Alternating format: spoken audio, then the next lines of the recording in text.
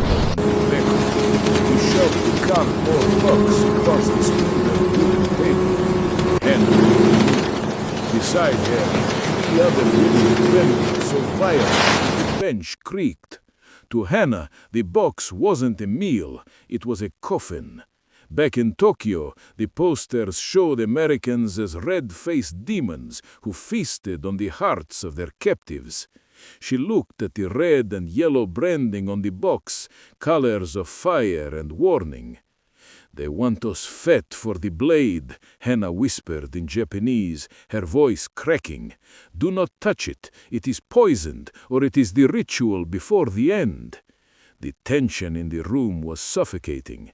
Outside the barracks, in the blistering heat of the Oklahoma sun, they could hear the rhythmic thud, thud, thud of soldiers marching.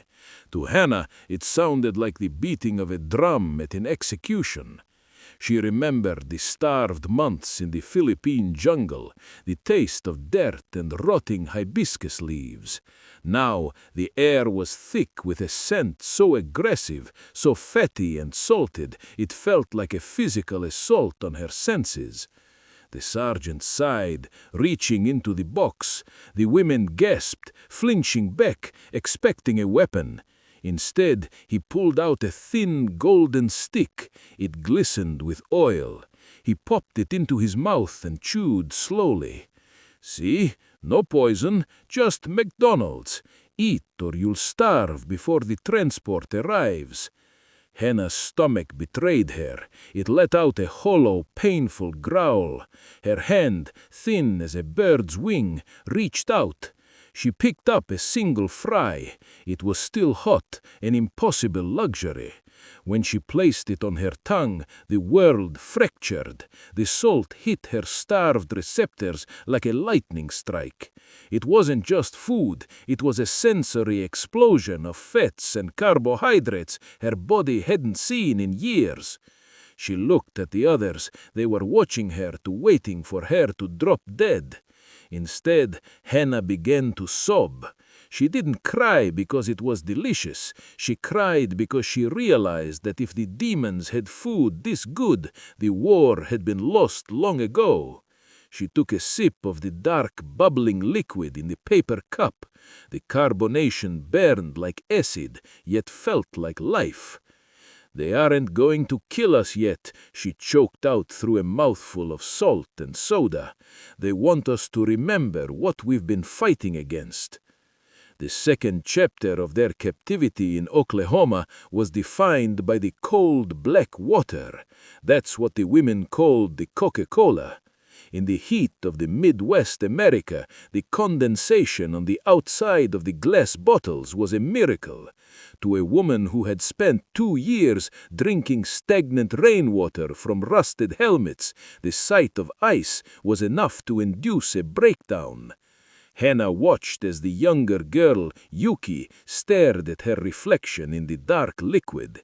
Yuki hadn't spoken since the fall of Saipan. She held the burger, a Big Mac, as if it were a sacred relic. "In the village," Yuki whispered, her first words in months, "in the village we shared 1 bowl of rice between 5 families. Here they throw away the bread if it is too dry." The psychological weight of American abundance was a more effective weapon than any bayonet. The women sat in the Oklahoma heat, surrounded by the smell of grilled beef and frying oil, and they felt a profound sense of shame. This was the enemy's strength. It wasn't just planes and tanks, it was the ability to provide a feast to a prisoner. The sugar and caffeine from the soda began to hit their systems. After years of malnutrition, the high was terrifying. Hannah's heart raced. Her mind, usually clouded by the fog of starvation, became hyper-alert.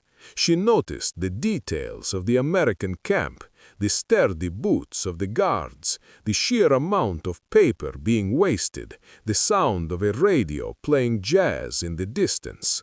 The contrast was a physical pain. Back home, her mother was likely boiling leather belts for soup. Here, she was being served a meal that contained more calories than a week's ration in the Imperial Army. "Why are they doing this?" Yuki asked, her face smeared with the special sauce that felt like liquid gold. "Is it a trick to make us love them?" Hana looked at the guard. He wasn't even watching them. He was leaning against a post, whistling a tune, looking bored. That was the most triggering realization of all. To the Americans, this Last Supper wasn't a grand gesture of mercy or a complex psychological trick. To them, it was just lunch. They were so wealthy, so over-resourced, that feeding their enemies the finest delicacies of their culture was a casual afterthought. Hana felt her spirit break. You cannot defeat an enemy that feeds you better than your own country does. By the third week in Oklahoma, the McDonald's ritual had changed. The women no longer flinched when the red and yellow boxes appeared, but the emotional scars were deepening. One evening, as the sun set purple and orange over the flat horizon, the sergeant brought something new, a chocolate milkshake. He handed it to Hana.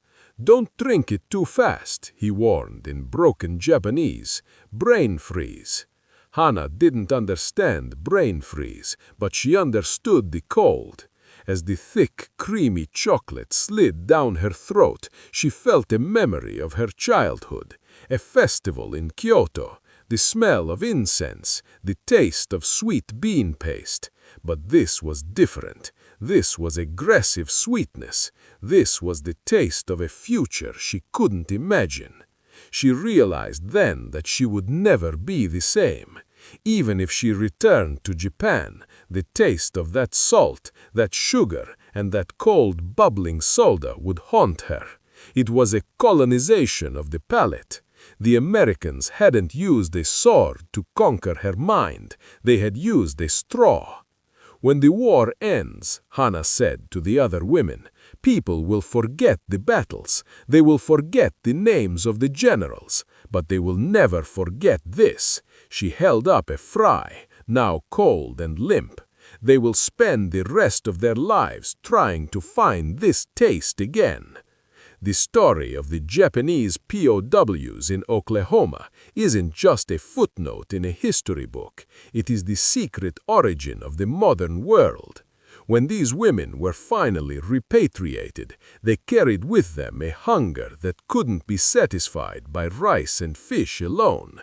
They carried the memory of the golden arches in the middle of a dusty American plain.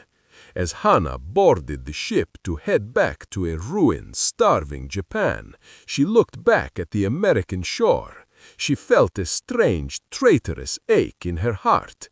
She hated them for what they had done to her country, but she wept because she knew she would never again taste anything as sweet as that first sip of Coca-Cola in captivity. History is written by the victors, but it is tasted by the survivors.